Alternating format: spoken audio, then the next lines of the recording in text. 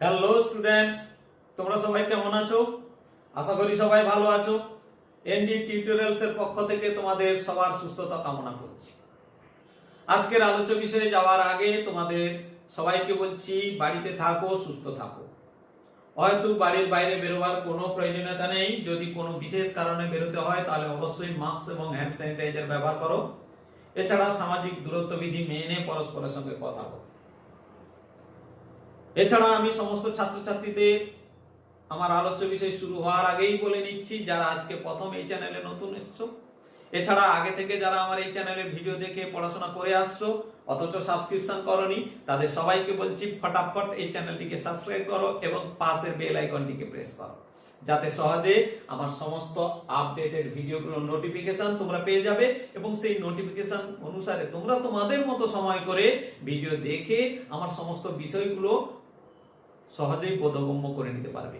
এছাড়া ভিডিও ডেসক্রিপশনে যে লিংক দেওয়া আছে সেই লিংকে ক্লিক করে তোমরা সহজেই আমার ব্লগে গিয়ে আমার এই আলোচ্য বিষয়ের যে সমস্ত নোট দেওয়া আছে সেই সব নোটগুলো সহজেই পেয়ে যাবে। আমি আজকে তোমাদের সঙ্গে যে বিষয়টি নিয়ে আলোচনা করব সেটি হচ্ছে কি না, নদীর মধ্যগতি এবং নিম্নগতিতে কি কি কাজ করে থাকে এবং তার ফলে কি কি ভূমিরূপের সৃষ্টি হয়ে থাকে।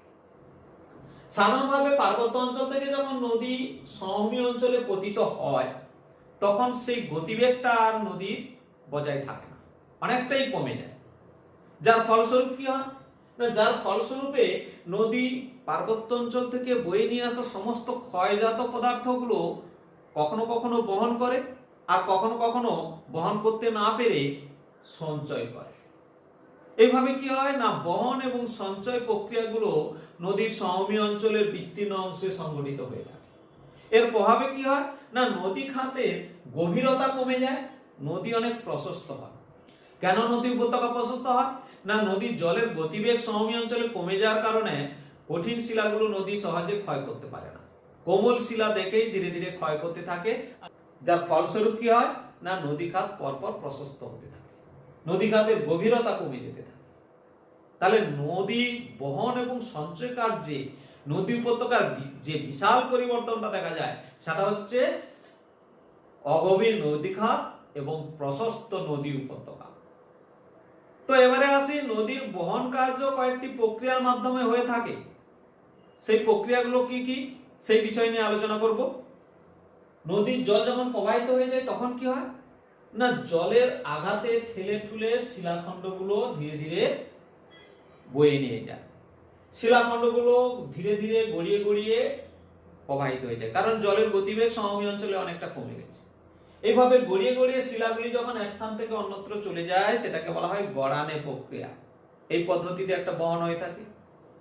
2 নম্বর কি না, অনেক ছোট ছোট শিলাখণ্ডগুলো থাকে, পরস্পরের সঙ্গে ঠোকাঠুকি লাগে, জলের তোড়ের সঙ্গে লাফালাফি করে।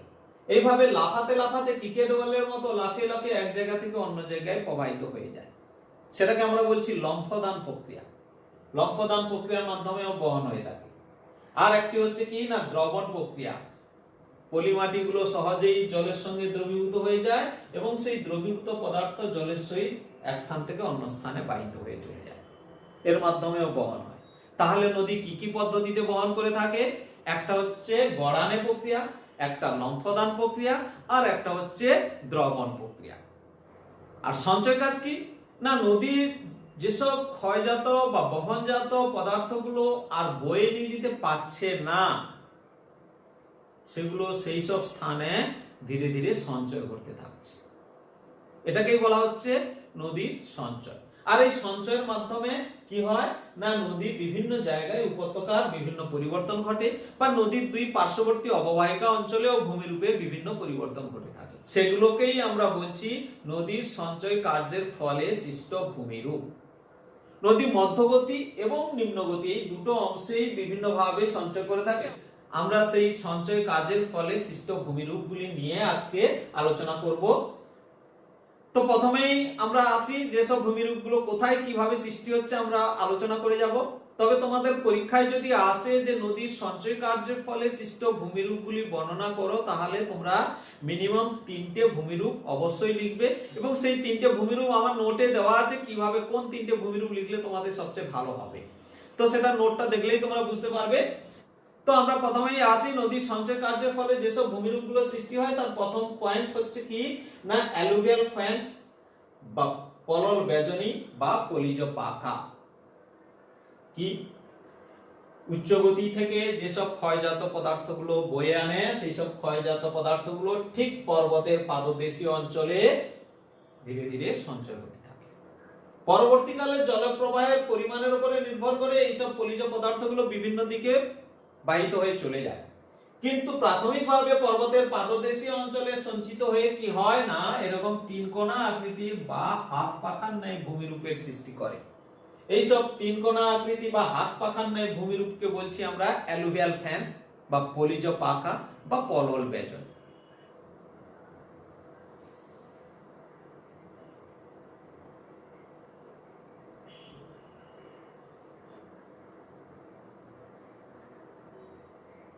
এবারে আসবো কি না আঁকা বাঁকা নদীপথ। যখন সমভূমি অঞ্চলে বা মধ্যগতিতে নদী পৌঁছে যায় তখন জলের গতিবেগ অনেকটাই কমে যায়, ফলে কি হয় না নদীর ক্ষয়কাজ ক্ষমতাও অনেকটা কমে যায়। তখন কি হয় না নদী কঠিন শিলাগুলোকে ঠিকমতো ক্ষয় করতে না পেরে যেখানে কোমল শিলা পায় সেই সব কোমল শিলাগুলোকে ক্ষয় করে ধীরে ধীরে অগ্রসর হয়ে যায়। তো সেই নদী তার গতিপথ বজায় রাখার জন্য এইভাবে ক্ষয় করার ফলে কি হয় না নদীতে অনেক বাঁকের সৃষ্টি হয়। এরকম বাঁকযুক্ত নদীপথটাকেই বলা হয় আঁকা বাঁকা নদীপথ। তুরস্কের মেন্ড্রেস নদী এরকম বহু বাঁকযুক্ত হওয়ার কারণে সেই মেন্ড্রেস নদীর নামানুসারে এইসব বাঁকযুক্ত নদীপথকে বলা হয় মিয়েন্ডার।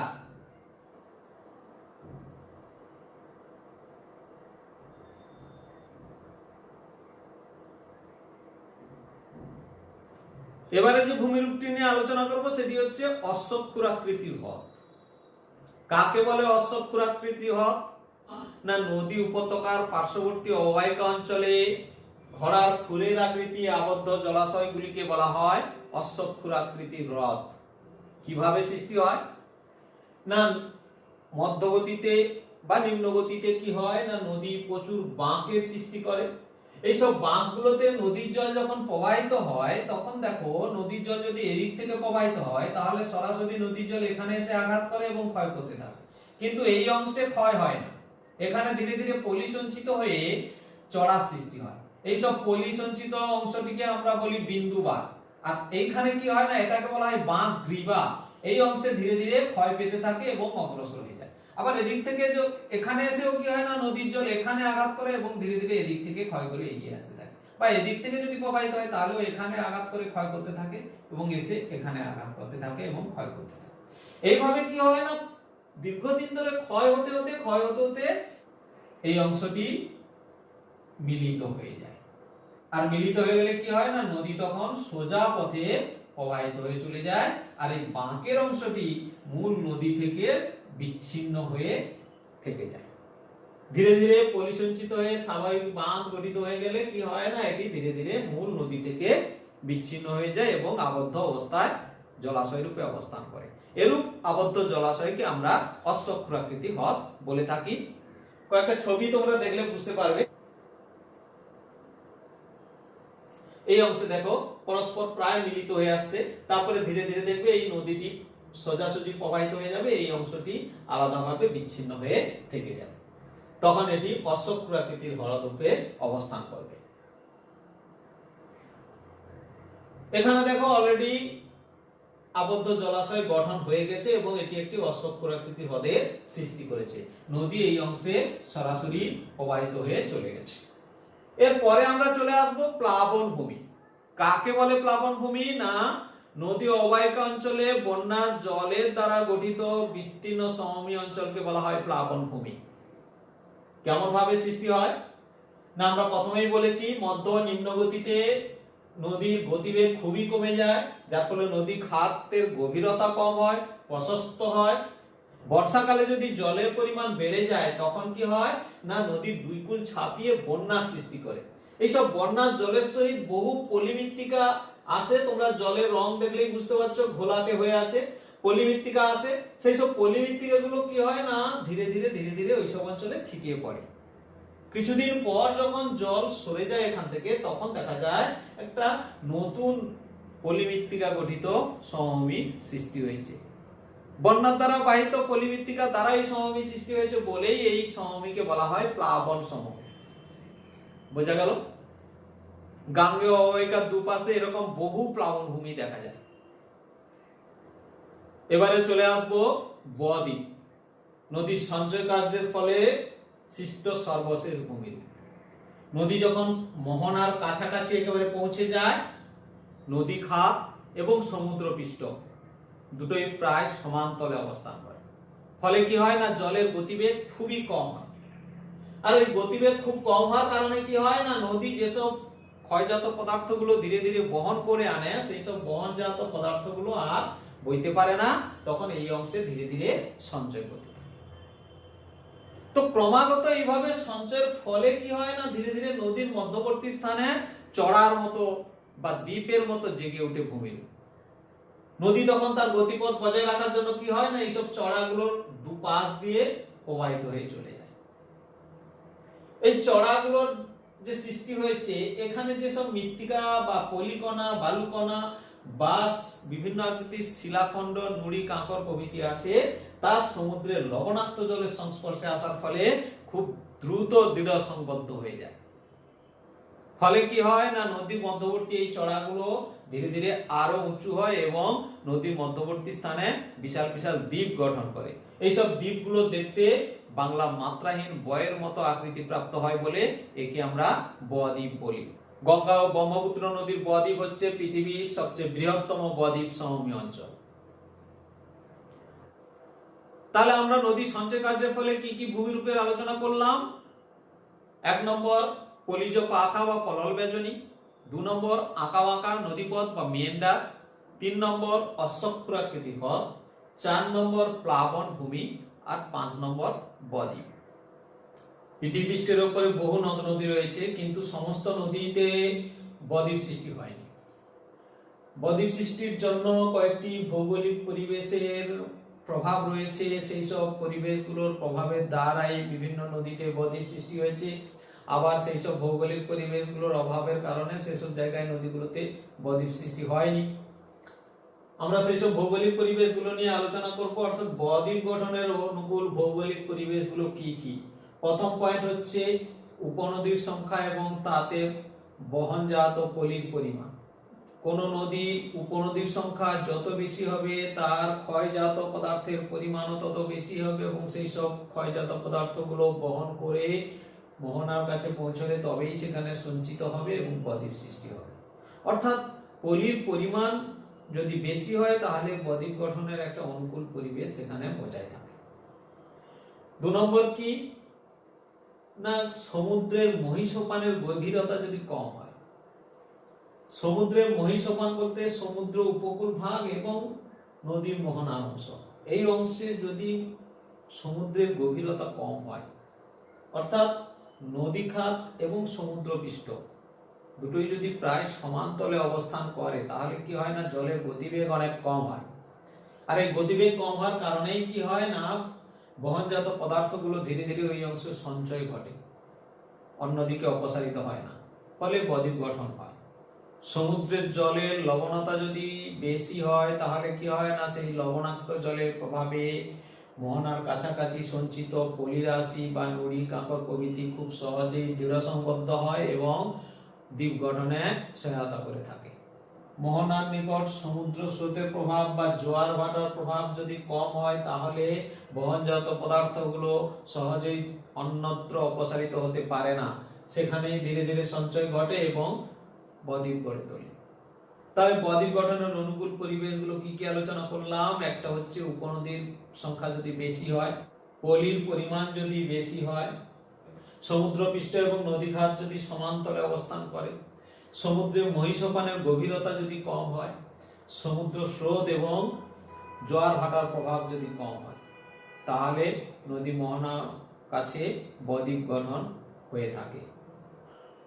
বদ্বীপের গঠন এবং আকৃতির বৈশিষ্ট্য অনুসারে বদ্বীপকে প্রধানত 4টি ভাগে ভাগ করা হয়।